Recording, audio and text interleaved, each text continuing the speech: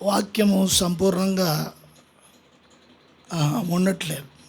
కారణం ఏంటంటే వాక్యము ప్రకారంగా కరువు కాలము, వాక్యము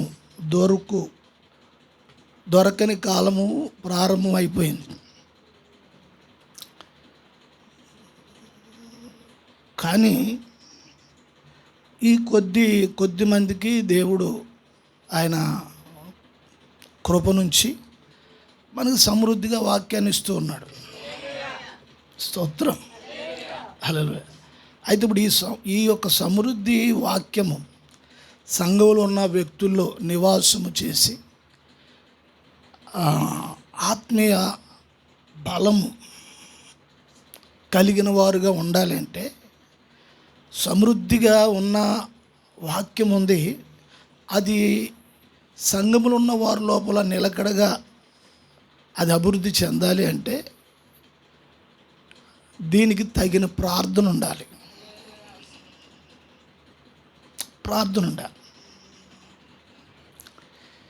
ప్రార్థన లేకపోతే సమృద్ధి కలిగిన వాక్యము ఉండటము ద్వారా హృదయాలు కఠినమైపోతాయి.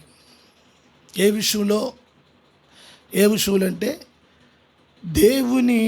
దేవునికి సంబంధించిన విషయాల్లో హృదయాలు కఠినమైపోతాయి. ఎంతమందికి అర్థమవుతున్న మాటలు ఉంటారా? హృదయాలు కఠినమైపోవడం ద్వారా జరిగేది ఏమిటి అంటే వాక్యాన్ని నివాసం చేయాలంటే సమృద్ధిగా వాక్యం ఉంది, దీన్ని బట్టి సంతోషమే. కానీ ఈ వాక్యాన్ని ధ్యానిస్తూ ప్రార్థన అనేది ఉన్నట్టు వారానికి మనకి 2 దినాలు వాక్యం ఉంటుంది కదా. ఈ 2 దినాలు వింటున్న వాక్యము నాకు ఏమనిపిస్తుందంటే, నేను నైట్ ప్రార్థన చేస్తున్నప్పుడు అంటే ఎవరో గురించి మనం అనుకోవటం ఎందుకు, మన సంఘంలో ఉన్న వాళ్ళ కొరకే మనం మాట్లాడుకోవాలి. అయితే నివాసం చేయట్లేదు వాక్యము, అందుకే ధ్యానించలేకపోతున్నారు. పిల్లలైనా పెద్దోళ్ళైనా ఎవరైనా కూడా అందరికీ చెప్తున్నాను ఈ మాట. దీనివల్ల జరిగేది ఏమిటంటే కఠినత్వము, హృదయం కఠినమైపోతుంది, మనసు కఠినమైపోతుంది. ప్రార్థన విషయంలో, వాక్యం చదవటి విషయంలో, ధ్యానించటి విషయంలో, కుటుంబంలో కూడా ప్రార్థన ఉండదు. ప్రార్థన చేసుకోవడానికి మనసు ఉండదు ఒక్కొక్కరికి అన్నట్టుగా ఉంటుంది. ఈ పరిస్థితులు ఎలా గుర్తుపట్టాలి అంటే సమృద్ధి వాక్యం ఉన్న చోట ఇట్లా ఉంటుంది. ఈ ప్రార్థన చేస్తున్నప్పుడు నివాసం వస్తుంది. అప్పుడు ఫలభరితమైన జీవితం, ఆనందం, సంతోషం ఉంటుంది. స్తోత్రం. అందుచేత ఈ విషయాలు మీరు గుర్తించాలి. మంచిది, మనం వాక్యంలోనికి వెళదాము. సరే, మనం వాక్యాన్ని స్టడీ చేద్దాము. అయితే పరిశుద్ధ గ్రంథంలో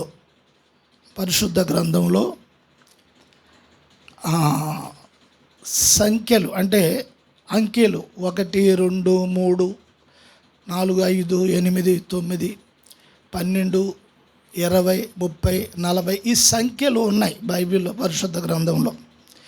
ఈ సంఖ్యలకు కొన్ని గుర్తులు, కొన్ని సాంకేతాలు, కొన్ని సూచనలు, కొన్ని ఉదాహరణలు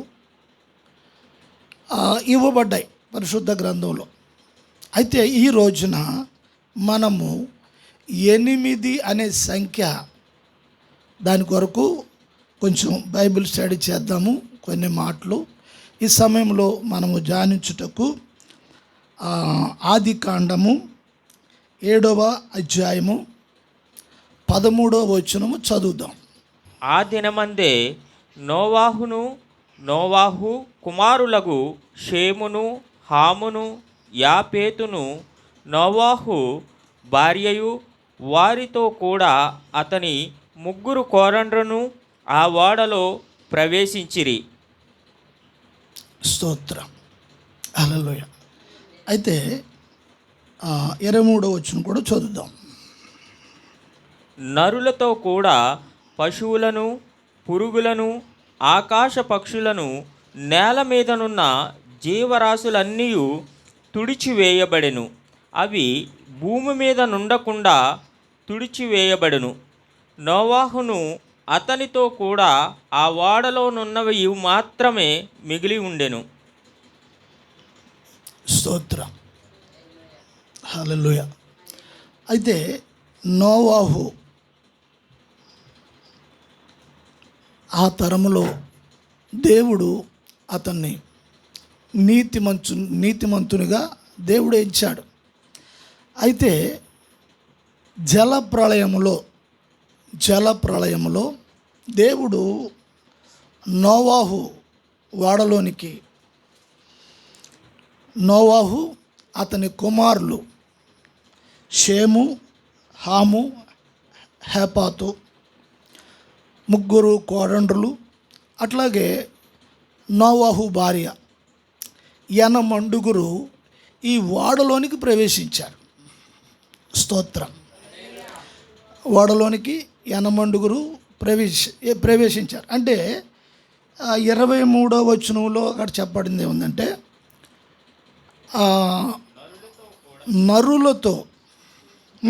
నరులతో కూడా పశువులను, పురుగులను, ఆకాశ పక్షులను, నేల మీదనున్న జీవరాశులన్నీ తుడిచివేయబడెను. అవి భూమి మీద ఉండకుండా తుడిచివేయబడెను. నోవాహును అతనితో కూడా ఆ ఓడలో నున్నవి మాత్రము మిగిలి ఉండెను. ఓడలో ఉన్నవి మాత్రమే మిగిలి ఉండెను. దేవునికి స్తోత్రం. అయితే 150 దినములు ప్రచండమైన భయంకరమైన వర్షం భూమి మీద. ఈ ప్రపంచము సృష్టింపబడిన తరువాత అటువంటి ప్రచండమైన వర్షం భూమి మీద ఎప్పుడూ కురవలేదు. ప్రచండ వర్షము, తర్వాత భూమిలో నుండి నీళ్ళు ఓటలు అవి భూమిలో నుండి నీరు రావడం ప్రారంభించింది. అట్లాగే ఆకాశము తూములు ఎప్పబడ్డవి, ఆకాశం నుండి నీరు వచ్చేసింది. అట్లాగే భూమి నుంచి కూడా నీరు వచ్చేసింది 150 దినాలు. అయితే వాడలో ఎంతమంది ఉన్నారు అంటే, వాడలోనికి ఎంతమంది అయితే వెళ్ళారో, ఎంతమంది వెళ్ళారు? 8 మంది వెళ్ళారు. ఆ 8 సంఖ్య మనం చూస్తున్నప్పుడు ఆ 8 సంఖ్య అనేది ప్రారంభాన్ని చూపిస్తుంది. 8 సంఖ్య ప్రారంభము లేకపోతే ఆరంభము. ఆరంభం అనేది పాతదంటారా కొత్తదంటారా? ఆరంభం అంటే కొత్తది, నూతనం. చూడండి. అయితే ఇప్పుడు ఆ 23వ వచనంలో చెప్పబడిన మాట ప్రకారం చూస్తే నరులును, భూమి మీద ఉన్న జంతువులు, పురుగులు, పక్షులు, జీవరాశులన్నీ తుడిచిపెట్టబడినాయి. అయితే మిగిలిన సంఖ్య, మనుషుల సంఖ్య చూస్తే 8 మంది. నోవాహు కొడుకులు 3, అట్లాగే వారి కోడండ్రులు, అట్లాగే ఆయన భార్య నోవాహు వెలసి వాళ్ళు 8 మంది ఓడలో ప్రవేశించారు. వాళ్ళు మాత్రమే ఓడలో ఉన్నారు. కొన్ని జంతువులు జతలుగా వెళ్ళినవి, సరే అది వేరే అంశము. అయితే ఇప్పుడు ఇక్కడ నరుల సంఖ్య, మానవుల సంఖ్య చూసినప్పుడు 8 మంది మాత్రమే ఆ నీటిలో నుండి వారు రక్షించబడ్డారు, కాపాడబడ్డారు. అయితే భూమి మీద 8 మంది మాత్రమే జలప్రళయం తర్వాత భూమి మీద వాడ ఆరారాతు కొండ మీద ఆగినప్పుడు నీరంతా ఇనికిపోయిన తరువాత ఆ 8 మంది ఓడలోంచి కిందకి దిగి వచ్చారు. ప్రపంచం అంతా కూడా నీటితో ముంచేసి దేవుడిచ్చిన మాట ప్రకారంగా మొత్తం పూర్తిగా జలప్రళయంలో మనుషులందరూ చనిపోయారు. జంతువులంతా కూడా మొత్తం తుడిచిపెట్టబడిన. ఈ మాట చూడండి, అది ఆ మాట బాగా జ్ఞాపకం పెట్టుకోవాలి. తుడిచిపెట్టబడటం అనేది, తుడిచిపెట్టబడటము అనేది. అందరూ అనుకున్నారు పర్లేదులే, బాగానే ఉన్నామే, అన్నీ ఉన్నాయి, మాకేం పర్లేదు అనుకుంటూ ఉన్నారు. దేవుడు ఆజ్ఞాపిస్తున్నాడు, దేవుడు మాట నోహు ద్వారా హెచ్చరిస్తున్నాడు, తెలియజేస్తున్నాడు. ఈ మాటలు ఏమీ ఖాతరు చేయలేదు. చాలామందికి నిర్లక్ష్య వైఖరి ఉంటుంది. మాట వినకపోవటం, కఠినత్వము, ఒక కటువుతనం, పెంకితనం. ఇది వారి జీవితం పాడైపోవటానికి ఇది ఎంత చెడ్డ వైఖరి అంటే వారి జీవితంలో ఏమాత్రం క్షేమం ఉండదు. చివరికి 120 సంవత్సరాలు అతను మాట్లాడుతూ ప్రకటిస్తూ ఉన్నను ఆ మాటలు ఖాతరు చేయలేదు. చూడండి, ఆయన కుటుంబం మాత్రమే, నోవహు కుటుంబం మాత్రమే. గమనించాలి, కనీసం ఆ దినాల్లో నా ప్రపంచంలో 4 లక్షల మంది ఉన్నారు అని చరిత్ర చెప్తూ ఉంది. కనీసం ఆ లక్షకి కనీసం ఒక 10 మంది, 4 లక్షలకే 4 బదులు 40 మంది అన్నా కూడా రక్షించబడలేదు. కానీ దేవుని వాక్యాన్ని, మాటని నమ్ముకున్న నోహు కుటుంబం మాత్రం, అంటే కుమారులు కూడా నోవాహుతో మాట్లాడిన దేవునికి విలువ ఇచ్చారు. అట్లాగా కోడళ్ళు కూడా ఆయన మాటకు విలువ ఇచ్చారు. ఇప్పుడు ఆ భార్య కూడా ఆయన మాటకు విలువ ఇచ్చింది. వాళ్ళ ముగ్గురికి ఇప్పుడు వాళ్ళ 6గురికి ఒక ఇల్లు కట్టుకోవాలనుకోండి, ఎంత ఇల్లు కట్టుకోవాలి వాస్తవానికి? నోవాహు గారు, ఆయన భార్య ఉన్నారు, అలాగే 3 కొడుకులు ఉన్నారు. 3 కొడుకులకి 3 రూములు, వీళ్ళకి 1 రూము. ఎన్ని రూములు? 4 రూములు. అవునా? దేవుడికి తెలుసు ఈ కుటుంబం మాత్రం ఉంటుంది, వీళ్ళందరూ రారని. అయినా కనికరం కలిగిన దేవుడు ఏం చేశాడంటే 3 ఫ్లోర్లు వాడగట్టించాడు, 3 అంతస్తులు. జంతువులు ఉన్నాయి దాంట్లో, తినుబండారాలు ఉన్నాయి, మనుషులకు తినడానికి నిత్యావసర వస్తువులన్నీ కూడా సమకూర్చారు. అట్లాగే జంతువులు కూడా ఆ తినడానికి ఆ మేత అదంతా కూడా ఎన్ని దినాలు? 150 దినాలు. 150 దినాలు వాడలోనే వాళ్ళ భోజనాలు కార్యక్రమం అంతా కూడా, పక్షులకి పశువులకి అన్నిటికి అదంతా సిద్ధపరిచాడు ఆయన. అదంతా కూడా చూడండి, గమనించాలి మీరు. దేవుని స్తోత్రం కలుగును గాక. అయితే ఇప్పుడు చాలా సేఫ్గా వాడలో ఉన్నవాళ్ళు చాలా సేఫ్గా ఉన్నారు, సురక్షితంగా ఉన్నారు, నెమ్మదితో ఉన్నారు. బయటంతా వర్షము, దేవుని తీర్పు జరుగుతూ ఉంది. దేవునికి స్తోత్రం. మీరు వాక్యాన్ని బాగా స్టడీ చేయాలని ఈ మాటలు మీకు చెప్తూ ఉన్నాను. తుడిచిపెట్టబడెను అనే మాట, ఆ మాట ఉపయోగించి ఆ మాట చదువుతున్నప్పుడు ఒళ్ళు జలదరిస్తుంది. తుడిచిపెట్టబడెను అంటే ఒక శపితమైన పరిస్థితి ఇది. శాపాన్ని ఇష్టపడి కఠినత్వం చేసుకుని ఒక తుడిచిపెట్టబడిన ఆ జనంలోనికి ఆ ప్రజలు వెళ్ళిపోయారు, ఆ లిస్టులోకి వెళ్ళిపోయారు. దేవుడు ఆ లిస్టులోంచి తప్పించడానికి ఎంత దేవుడు ప్రయత్నించి చేసినా నోవహు కుటుంబం ఒకటే మాట వింటుందని తెలుసు అతనికి, దేవునికి. అయితే చిన్న బోర్డు తయారు చేసుకో, కొన్ని జంతువులు కూడా ఓ పక్కన మీరు ఉన్నాడు, చిన్న బోర్డు తయారు చేసి చిన్న పడవను చేసుకో. కానీ 3 అంతస్తులు అంటే ఇప్పుడు దేవుని ఉద్దేశాన్ని నిర్లక్ష్యము వైఖరి చేయకూడదు ఎవరు కూడా. అక్కడ జరిగిన విషయము ఆ 23వ వచనం చదువుతున్నప్పుడు ఆ మాట చూడండి, ఒక్కసారి మీరు గమనించండి. ఆ మాట దేవుడు ఎలా రాయిపించాడు. ఆ మాట మనుషులు నిర్లక్ష్య వైఖరిని దాంట్లో కనబడుతుంది. చదువుతారా మాట?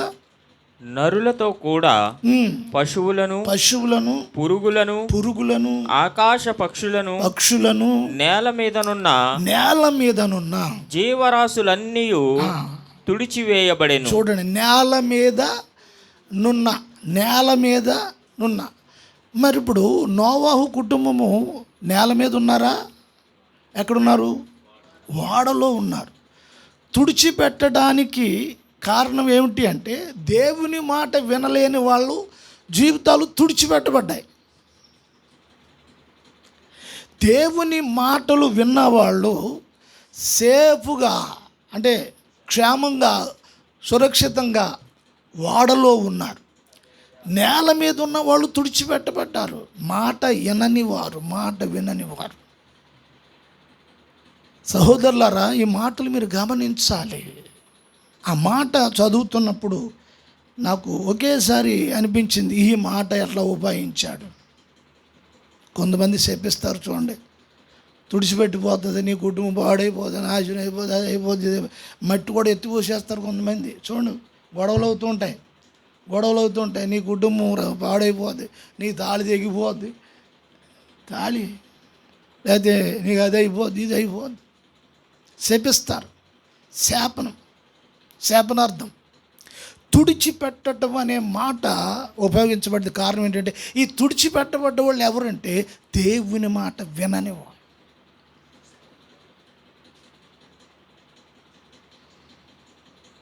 గమనించాలి. వాక్యం చదువుతున్నా నీవు దేవుని ఉద్దేశం దాంట్లో చూడాలి. నేల మీద అని మాట్లాడుతున్నా, నేల మీదని రాపించాడు ఈ మాట. వాడలో వాళ్ళు ఉన్నారు, సురక్షితంగా ఉన్నారు. 8 మంది సురక్షితంగా ఉన్నారు. దేవునికి స్తోత్రం కలుగునుగాక. హల్లెలూయా. తర్వాత 150 దినముల తర్వాత ఆ 8 మంది నేల మీద, అంటే భూమి మీద మళ్ళీ అడుగు పెట్టేటప్పుడు ప్రపంచంలో ఆ 8 మంది తప్పించి ఎవరు లేరు. విన్నారా? ఇప్పుడు వాళ్ళతోటే మళ్ళా న్యూ జనరేషన్, ఆ 8 మందితోటే మరలా ఈ ప్రపంచంలో జనాభా ఉత్పత్తి అయ్యింది. వాళ్ళకున్న బంగ్లాలు, ఇల్లు, గొడ్డు, గోద మొత్తం అంతా కూడా నేలమట్టం అయిపోయింది, తుడిచిపెట్టబడింది. అంటే ఈ రోజున అది సంఘానికి, ఆ ఓడ సంఘానికి కూడా గుర్తు. రక్షణ పొందిన వారి జీవితాల్లో కూడా, ఇప్పుడు నూతన నిబంధన సంఘం, రక్షణ పొందిన వారు సంఘంలో సురక్షితంగా ఉండడానికి దేవుడు ఉపదేశాన్ని అనుగ్రహించాడు.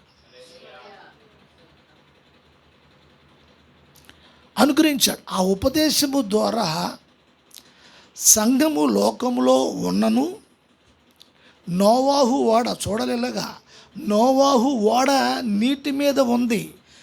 వాక్యంలో రాయబడింది, ఓడంట నీటి మీద నడుస్తుందంట అని రాయబడింది. నడుస్తుందంట ఓడ, నీటి మీద ఓడ వెళుతుంది అని కాదు. ఈ మాట ఉపయోగించారు. ఓడ నీటి మీద నడుస్తుంది అనే మాట ఉపయోగించారు. నడుస్తుందంటే దేవునికి స్తోత్రం. ఎవరు నడిపిస్తున్నారు దానికి? ఎవరు దానికి క్యాప్టెన్, డ్రైవర్ ఎవరు దానికి? దాని డ్రైవర్ దేవుడే. స్తోత్రం. నోవాహు, నువ్వు వెళ్ళా స్టీర్ దగ్గర నుంచో, మీ ఆవిడని అక్కడ సొక్కాన్ దగ్గర నిలబడమను, సొక్కాన్ గురించి అడ్డు చెప్పమను. ఏం చెప్పలా, వాళ్ళకు రండి అన్నాడు అంతే. ఆ డ్రైవింగ్ అంతా ఆయనే చేశాడు. అర్థమైందా? ఇప్పుడు సంఘాన్ని నడిపించేవాడు ప్రభు. సంఘంలో ఉన్నవాళ్ళు ఆయన మాట విని, ఆయన మాట ప్రకారంగా ఉండడానికి ఉండాలి. దేవునికి స్తోత్రము కలుగును గాక. అయితే వాళ్ళు 8 మంది ఓడలోంచి బయటకు ఎప్పుడు వచ్చారో, వాళ్ళ ద్వారా ఇక నూతన జనరేషన్ ప్రారంభమై, నూతన దేవుని స్తోత్రం కలుగును గాక. హల్లెలూయా. మరొక సంఖ్య అదే వాక్యంలో మనం చూద్దాం. మరొక సంఖ్య ఆదికాండము 17వ అధ్యాయము. చదువుదాం ఈ మాటలు త్వరగా. ఆదికాండం 17వ అధ్యాయము 12వ వచనం. 8 దినముల వయస్సు గలవాడు, అనగా నీ ఇంట పుట్టినవాడైనను నీ సంతానము కాని అన్యుని యొద్ద వెండితో కొనబడిన వాడైనను మీ తరములో ప్రతి మగవాడు మీలో సున్నతి పొందవలెను. దేవుడు అబ్రహాముతో మాట్లాడుచున్న మాటలు ఇప్పుడు ఈ మాటలు. అబ్రహాము ప్రపంచంలో ఆయన్ని దేవుడు చాలా అద్భుతంగా ఆశీర్వదించాడు. దేవుని మాట అబ్రహాం వింటున్నాడు. స్తోత్రం. సర్వశక్తుడు అనే దేవుని పేరట అబ్రహాంతో మాట్లాడుతున్నాడు దేవుడు. ఆ 17వ అధ్యాయం మీరు అంతా చదివితే అక్కడ విషయాలు ఉన్నాయి. అయితే ఇప్పుడు దేవుడు అబ్రహాంతో మాట్లాడుతూ అబ్రహాంతో దేవుడు ఒక నిబంధన, ఒక ఒడంబడిక చేస్తున్నాడు. అబ్రహాంకి దేవునికి మధ్యలో ఒక ఒడంబడిక, ఒక గుర్తు. హెబ్రీ ప్రజలు అనబడడానికి ఒక గుర్తు. అబ్రహాం కాలంలో జరిగిన ఒక ఒడంబడిక దేవునికి అబ్రహాముకి. అయితే ఏమంటున్నాడో తెలుసా? నీ జనాంగములో ఎవరైతే మగ పిల్లవాడు జన్మిస్తాడో, పుడతాడో, ఆ పుట్టిన 8వ దినాన్న వాడికి మీరు సున్నతి చేపించాలి. ఆ మగ పిల్లవాడికి ఆ సున్నతి చేపిస్తే వాళ్ళు హెబ్రీయుల సంతానములోనికి లిఖించబడతారు, రాయబడతారు. ఇప్పుడు మన భారతదేశంలో మన రేషన్ కార్డు అయినా ఆధార్ కార్డు అయినా ఇవి చూసినప్పుడు దాంట్లో మన ఇండియన్స్ అని ఉంటుంది. భారతదేశంలో ఉన్న వ్యక్తులు అని ఉంటుంది. అంటే ఈ కులాలు మతాలు అనేది ఇండియన్స్ అని ఉంటాయి. అంటే ఇప్పుడు వీళ్ళు హెబ్రీలు. దేవుడు అన్నాడు, నీవు నీ జనాంగములో పుట్టిన ప్రతి వాడికి సున్నతి చేపించాలి. అయితే ఇంకో విషయం ఏముందంటే, అబ్రహాము ఇంటిలో ఇంచుమించు 100ల సంఖ్యలో పనివారు ఉన్నారు, పని చేస్తున్నారు. ఆ కాలంలో కొంతమంది వేరే దేశం నుండి వచ్చిన వారు, అన్యులు, ఆ కాలంలో మనుషులను అమ్మేవారు బానిసలుగా. ఆ పద్ధతి ఉండేది. మనుషులను అమ్మేవారు, ఆడపిల్లలను అమ్మేవారు, మగపిల్లలను కూడా అమ్మేవారు. అయితే ధనవంతులు ఇంట్లో పనిచేయటానికి వాళ్ళని ఈ ధనవంతులు వెండి ఇచ్చే కొనుక్కునేవారు. దేవుడు అంటున్నాడు, చూడండి దేవుడు ఎంత న్యాయవంతుడు. ఇక్కడ అబ్రహాము, నీవు అన్యులుగా వెండి చేత కొనబడిన వారు ఉన్నారు కదా, వారిని కూడా సున్నతి చేపించు. వివరించడానికి పెద్ద సమయం లేదు, కానీ మీకు సంఖ్య గురించి చెప్తున్నా. పుట్టిన 8వ దినాన్న యేసుప్రభు కూడా, పుట్టిన 8వ రోజున యేసుప్రభు కూడా సున్నతి చేశారు. లూకా సువార్తలో మాటలు ఉంటాయి. యేసుప్రభు కూడా ధర్మశాస్త్ర ప్రకారంగా ఆయన కూడా సున్నతి చేయబడ్డది. మరి ఆ యోసేపులు తీసుకొచ్చి చేపించారు ఆ విషయాలు. సరే, అయితే చూడండి, అన్యుడు నీ ఇంట పనిచేసేవాడికి కూడా అన్నమాట చదువుతావు అన్నమాట. అనగా నీ ఇంట పుట్టినవాడైనను నీ సంతానము కాని బాగా గమనించాలి. నీ సంతానము కాని అన్యుల యొద్ద వెండితో కొనబడినవాడైనను, వెండితో కొనబడిన వాడైనను నీ తరములలో ప్రతి మగవాడు మీలో సున్నతి పొందవలెను. అదే దేవుడు పక్షపాతి కాదు అనే విషయం ఎంత తేటగా ఉంది. వారికి కూడా సున్నతి చేయించాలి. అయితే ఇప్పుడు కొత్త నిబంధనకు వచ్చేసేటప్పటికీ ఆత్మీయ సున్నతి అని చెప్పబడింది. ఇది ధర్మశాస్త్ర ప్రకారంగా పాత నిబంధనలో దేవుడు ఒక గుర్తు, వీళ్ళ దేవుని ప్రజలు, దేవుని జనాంగము, హెబ్రీలు అని పిలువబడ్డానికి ప్రత్యేకింపబడిన జనాంగము. దేవునికి స్తోత్రం. ఇది ఒక గుర్తు, ఇది ఒక ముద్ర లాంటిది మాట. దేవునికి స్తోత్రం. ఆ ప్రజలకి 8వ దినాన్న ఇది జరిగించాలి, చెయ్యాలి. అన్యులు కూడా నీ ఇంట పనిచేసేవారు, నమ్మకంగా ఉన్నవారు. అప్పుడు ఆ దినాల్లో ఆ పనివారిని కొనుక్కుంటే వారి పిల్లలు పుడతా ఉండేవారు. ఆ ఇంట పుట్టిన దాసి అనేవారు, ఇంట పుట్టిన దాసుడు అనేవారు. దేవుని స్తోత్రం. ఆ పనివారు కూడా వాళ్ళ పిల్లలు తరతరములు కూడా అలా ఉండేవారు. విన్నారా?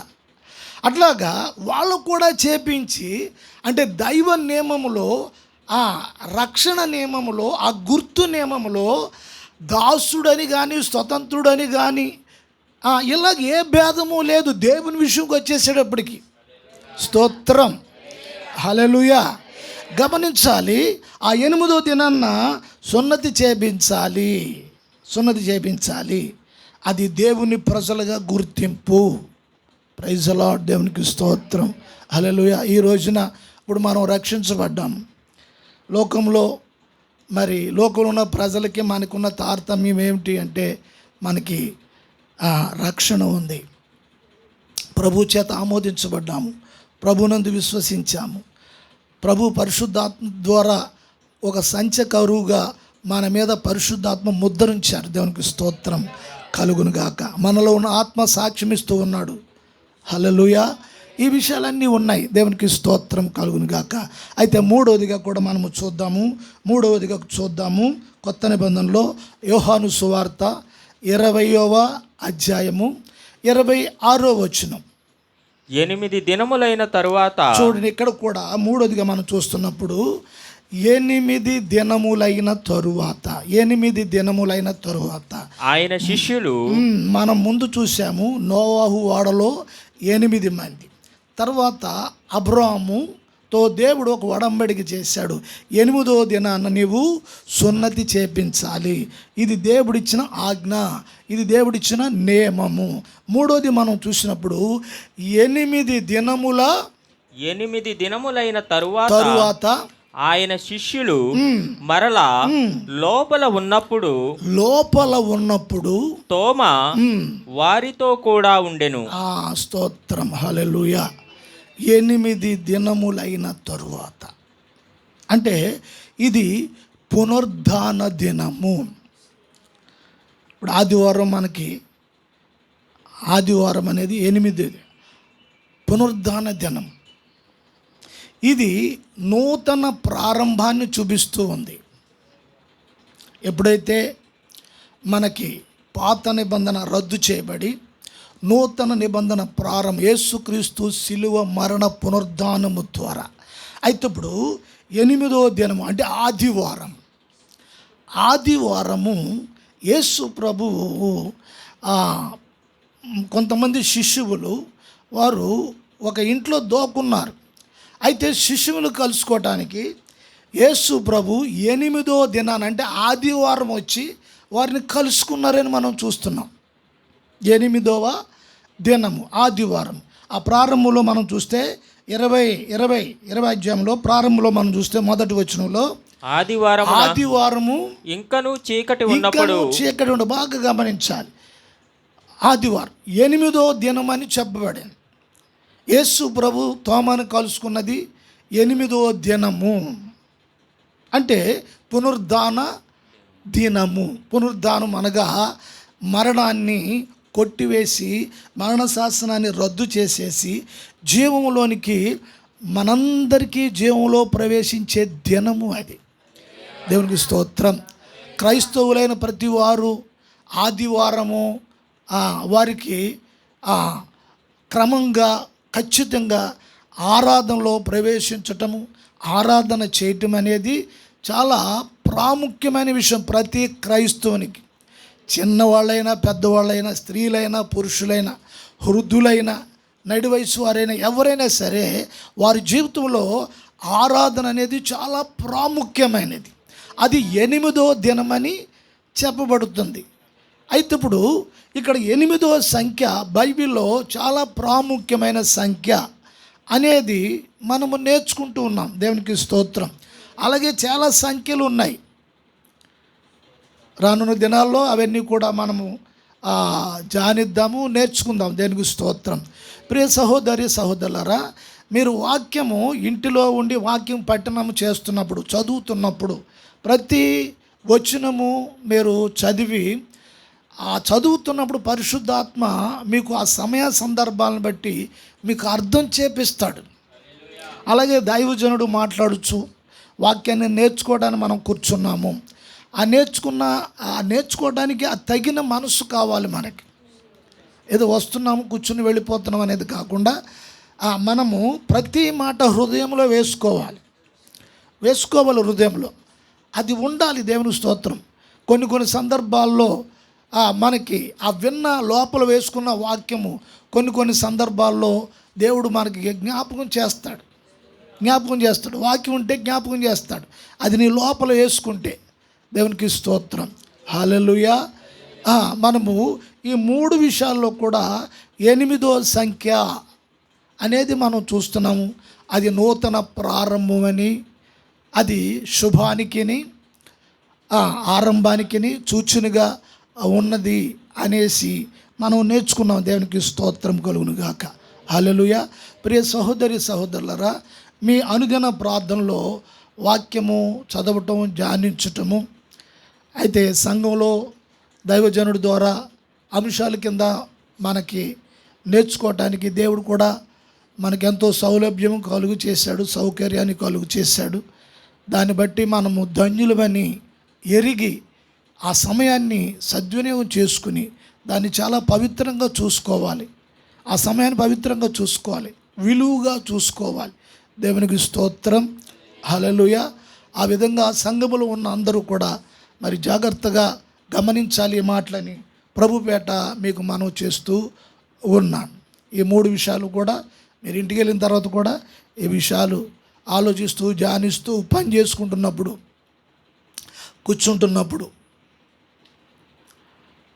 ఈ మాటలు మీరు ధ్యానించి దాంట్లో మీరు ధ్యానిస్తే ఇంకా చాలా విషయాలు దేవుడు మీకు బయలుపరుస్తూ ఉంటాడు, అర్థం చేపిస్తూ ఉంటాడు. ఆ మాటల ద్వారా మనం ఆదరించబడతాం, బలపరచబడతాము. మనలో ఇంకా ఆత్మ నిబ్బరముగా ఉంటుంది. దేవునికి స్తోత్రం. హల్లెలూయా. ఈ మాటలు నేను ముగిస్తున్నాను. మనం ప్రార్థన చేద్దాము ఈ సమయంలో. ప్రార్థన. మహాపరిశుద్ధుడును మహోన్నతుడును ప్రభువా, మీ నామం బట్టి స్తోత్రాలు నాయన. ఇంతవరకు మరి బైబిల్ స్టడీ విషయంలో మీ సహాయం చేశారు. నేను బిడ్డలకి అనేకమైన విషయాలు మీరు నేర్పిస్తూ ఉన్నారు. వాక్యము చదవటము, వాక్యం ధ్యానించటము, వాక్యంలో ఉన్న ఉద్దేశము మీరు బిడ్డలకు తెలియచేసి వారిని సంపూర్ణతలోనికి మీరు తీసుకుని రావాలని మీ ఆలోచన. బిడ్డల్లో మీరు స్థిరపరచాలని మీరు ఉద్దేశమును కలిగి ఉన్నారు ప్రభువా. ఆ స్థితిని వారు కూడా గుర్తించి ఆ విధంగానే వారు మీరు యొక్క సంరక్షణలో వారు జీవించి బ్రతుకున్నట్లు, మీలో వారు పోషింపబడినట్లు అందరినీ మీరు బలపరచమని ప్రార్థన చేస్తున్నాం. నేర్చుకుని అందరూ విధేయులుగా పిల్లలుగా ఉండటానికి సహాయం చేయమని సమస్త మహిమ ప్రభావాలు మీకు ఆరోపిస్తూ ఉన్నాము. యేసు నామమున ప్రార్థిస్తున్నాము తండ్రి. మన తండ్రి అయిన దేవుని ప్రేమ, కుమారుడైన యేసు క్రీస్తు కృప, పరిశుద్ధాత్మ అన్యోన్య సహవాసము, సమాధానం లోకంలో ఉన్న పరిశుద్ధులకును మరి బైబిల్ స్టడీలో పాల్గొన్న బిడ్డలందరికీ సదాకాలం తోడే నడిపించును గాక. Amen, amen, amen. Praise the Lord. అందరికీ వందనాలు.